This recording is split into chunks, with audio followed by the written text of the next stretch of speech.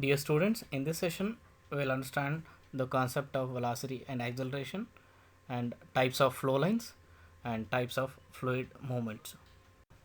Velocity and acceleration of a particle in a flow field. Let us consider V as the resultant velocity of a fluid particle at a point in a flow field, and u, v, and w are the components of resultant velocity v in x, y, and z directions respectively. From these components, we can define resultant velocity as function of space and time. All the three directional components u, v, and w are different functions of x, y, and z, and also time t. U is also differential of x with respect to t, that is change in position in the x direction with respect to time. Similarly, v is dy by dt, w is dz by dt. Hence, a resultant velocity can be expressed in vector form as v is equal to ui plus vj plus wk, where I, j, and k are unit vectors in directions x, y, and z directions respectively. The magnitude of the resultant velocity v can be found out by v is equal to square root of u square plus v square plus w square. Total acceleration of a fluid particle in a flow field. Let us consider ax, ay, and az are the acceleration components in x, y, and z directions respectively. Since ax is the change in velocity in x direction with respect to time, that is ax is equal to du by dt. Since u is a function of x, y, z, and t, by using chain rule of differentiation, we can write du by dt as dy by u divided by dy by x multiplied by dx by dt plus dy by u by dy by y multiplied by dy by dt plus dy by u divided by dy by z multiplied by dz plus dt plus dy by u by dy by t.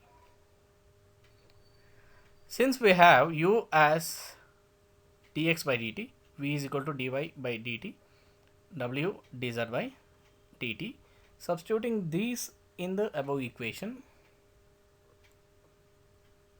we have ax is equal to u into dy by u divided by dy by x plus v into dy by u divided by dy by y plus w into dy by u divided by dy by z plus dy by u by dy by t.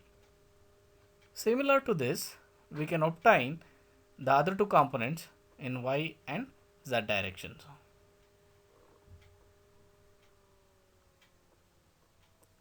Acceleration in vector form can be expressed as a is equal to axi plus ayz plus azk, where I, j, k are unit vectors in x, y, and z directions respectively. And the magnitude of resultant acceleration is obtained by a is equal to square root of ax square plus ay square plus az square. If you take the equations for ax, ay, and az,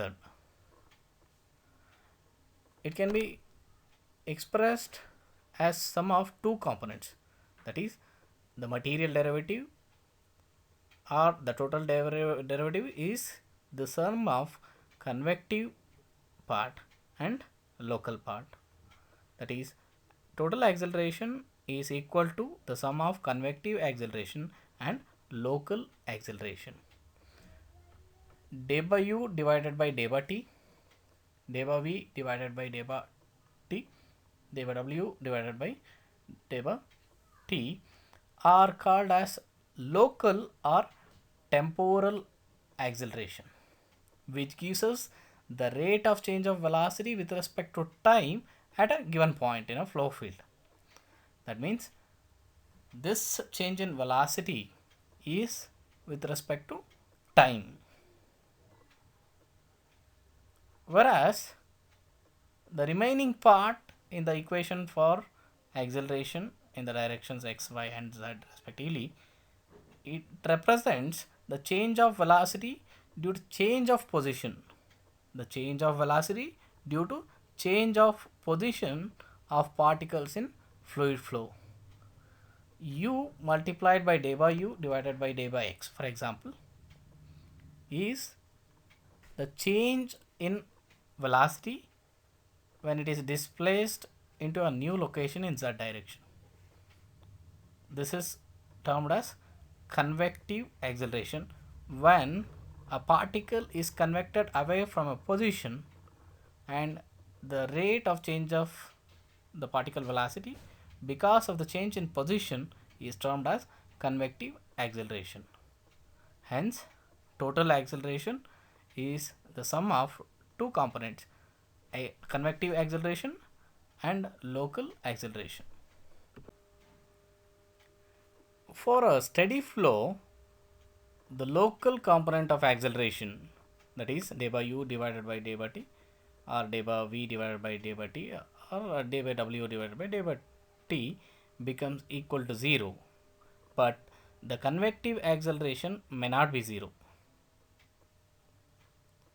For uniform flow, convective acceleration is 0, but local acceleration may not be 0, since in case of uniform flow, the velocity at each and every point in the flow domain remains same. There is no change in velocity from one point to another, hence convective acceleration is 0. But the local acceleration, the velocity may change over time. So for steady flow in x direction, we know that there is no change in velocity in the x direction with respect to time. Day by u divided by day by t is equal to 0. Hence, x is equal to u day by u divided by day by x plus v day by u divided by day by y plus w day by u divided by day by z. Similarly, for y and z directions, you can see the local acceleration is eliminated because of the steady flow. When it comes to flow visualization, it becomes very important to understand the different types of flow lines: streamline, stream tube, path line and streak line. Streamline, it is an imaginary curve drawn through a flowing fluid in such a way that the tangent drawn to it at a point gives the direction of velocity of flow at that point.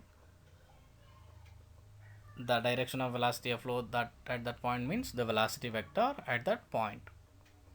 Considering a streamline and drawing a tangent at a point should indicate the tangent should indicate the velocity vector at that point on a streamline. Equation of a streamline is given by dx by u is equal to dy by v is equal to dz by w. But for a xy plane, only x and y coordinates are considered. So the equation becomes dx by u is equal to dy by v. Are rearranged, we have dy by dx is equal to v by u is the equation of a streamline in xy plane. Some of the important characteristics of streamline to be remembered, the definition itself. Streamline is everywhere tangent to instantaneous locus velocity vector. That means any tangent drawn on a streamline at a point gives the velocity vector at that time at that point. No component of velocity at right angles to the streamlines. There can be no flow of fluid across every streamline because the tangent itself indicates the direction of velocity of flow. So there cannot be any flow across any streamline. In case of steady flow, since there is no change in direction of velocity vector at any point in the flow field, in case of unsteady flows, there is a change of velocity vector at any point with respect to change in time, and definitely flow pattern also changes with time.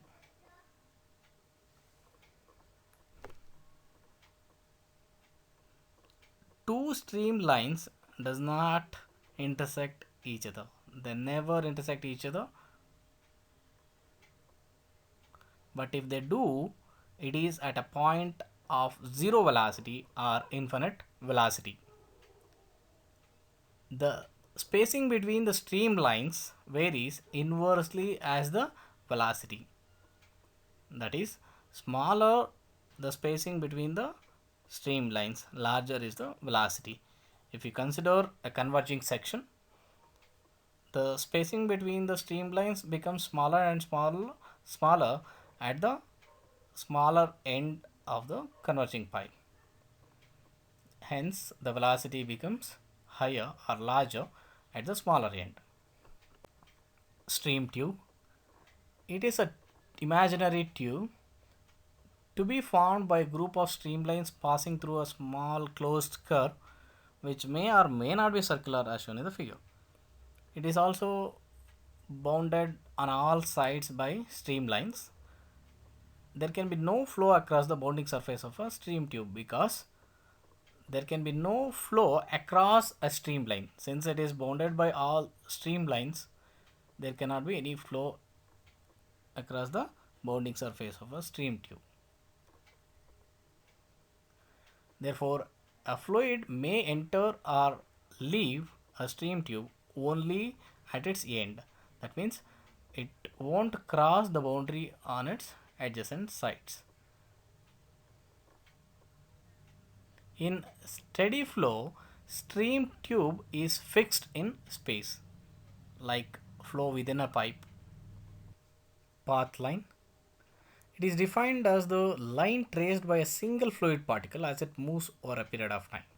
That means this path line indicates the direction of velocity of the same particle at successive instants of time. That means this, you can track the same particle at different times. There are two particles P1 and P2 shown, one at time t1 and then it is considered also at time t2.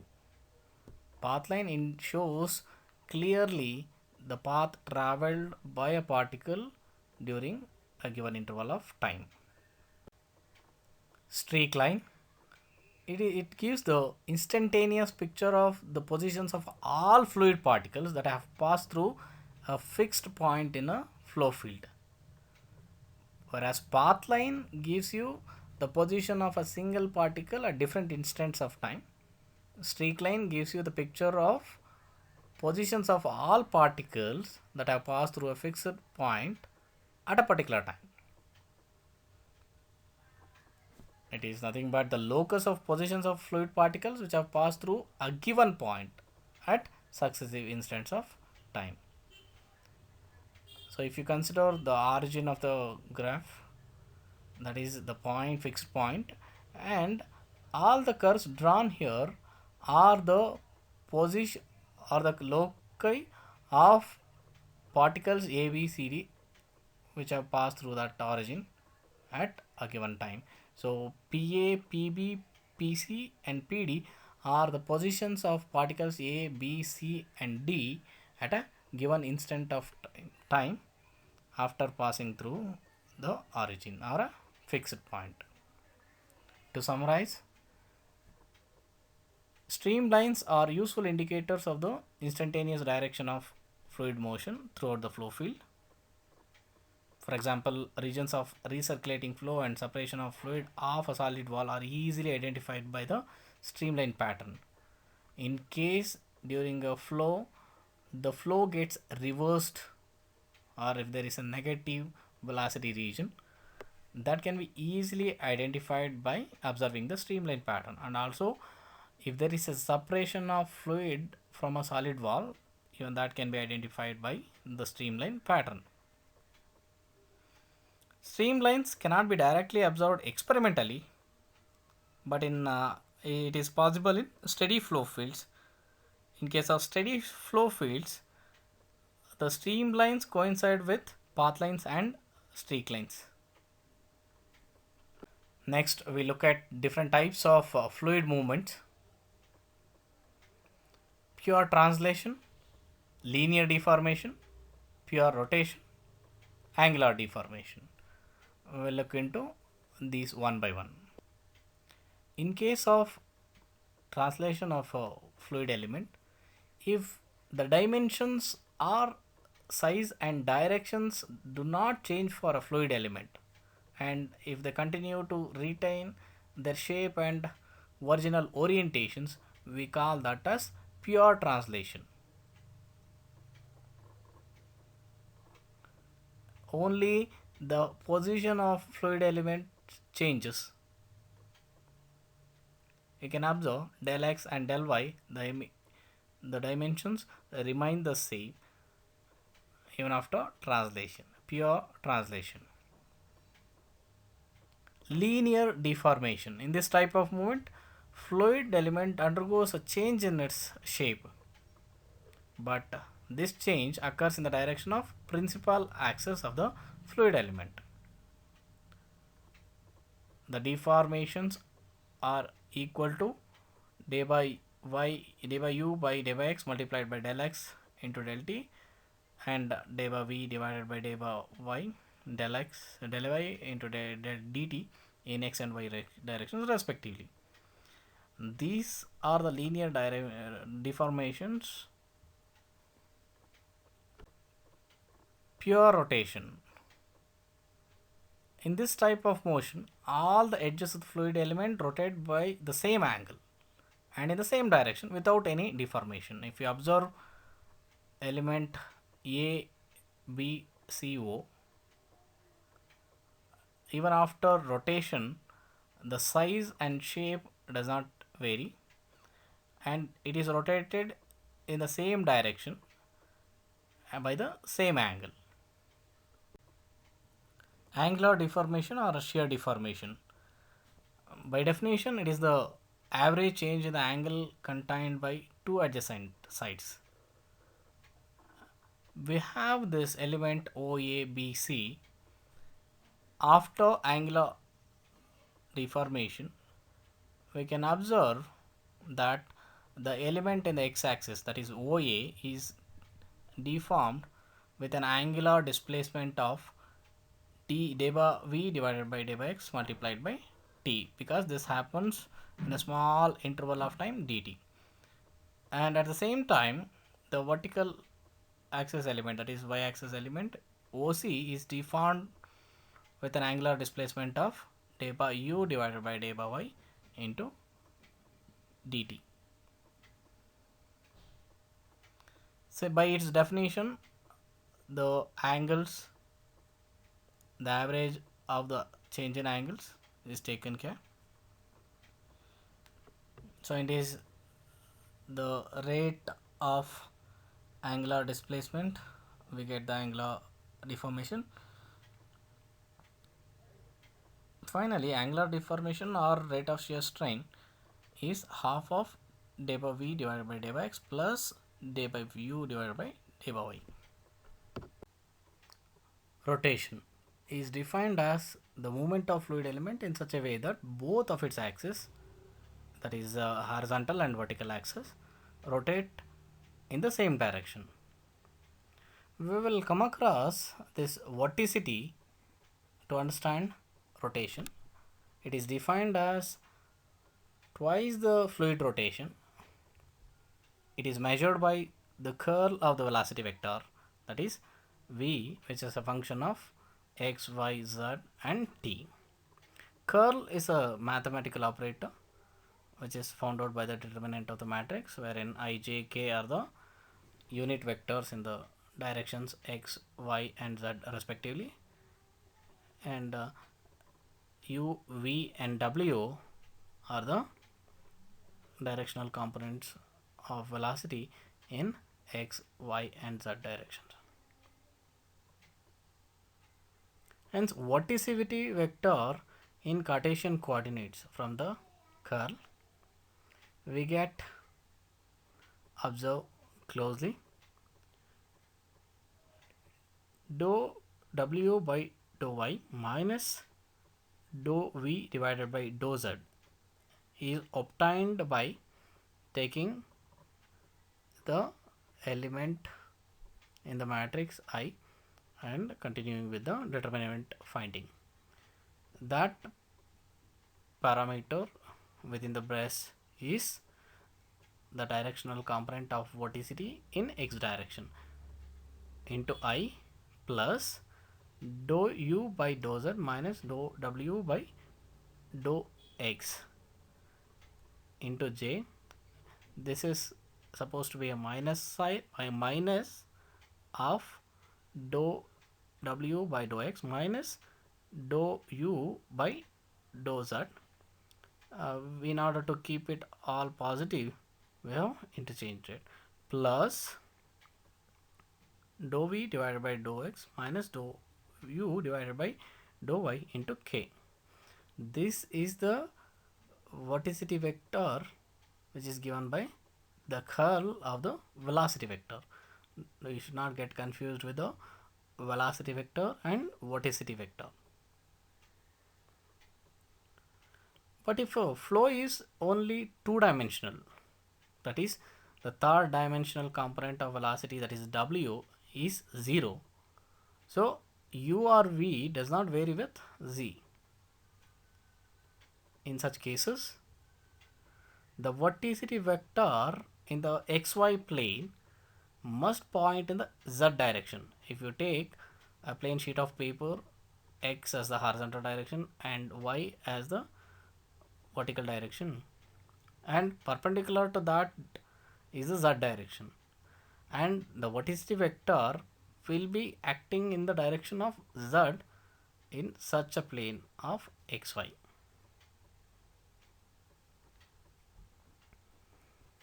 So the rotational components in z direction, that is in xy plane about z axis, is given by half of d by v divided by d by x minus d by u divided by d by y into d by t dt.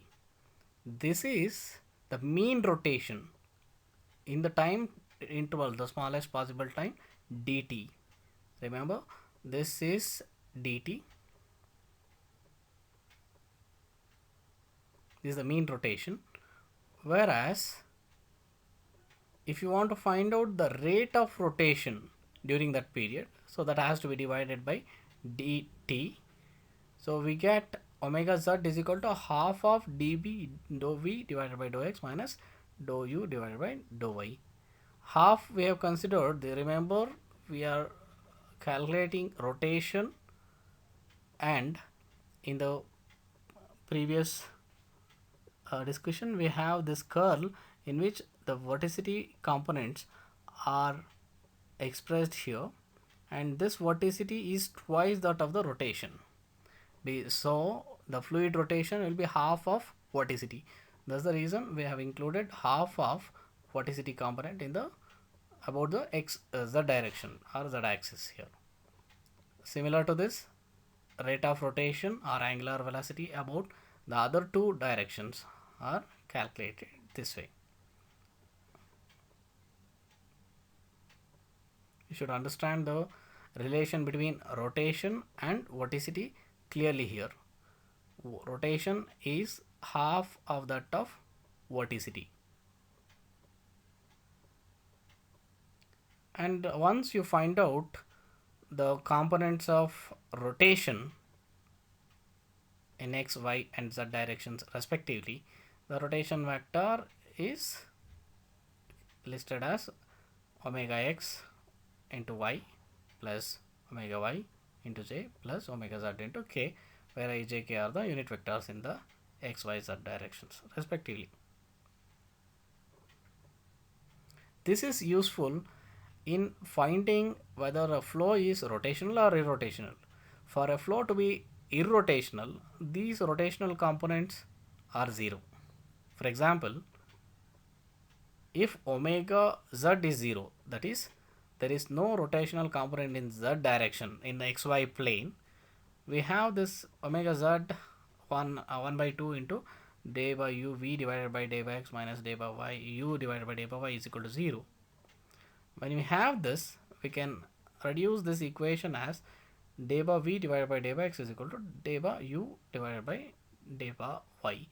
Given u and v functions of x and y, they may be different functions, and if you check the partial derivative of v with respect to x with partial derivative of u with respect to y, and if they are equal, you can say omega z is 0. That is, the flow is irrotational. Similarly,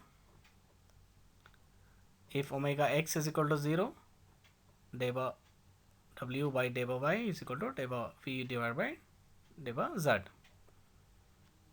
Day by when omega y is 0, then we have day by u divided by day by z is equal to day by u day by w by day by x. This concepts will be recalled again in analyzing stream function and velocity potential and deciding whether a flow is rotational or irrotational, and also whether a flow is possible.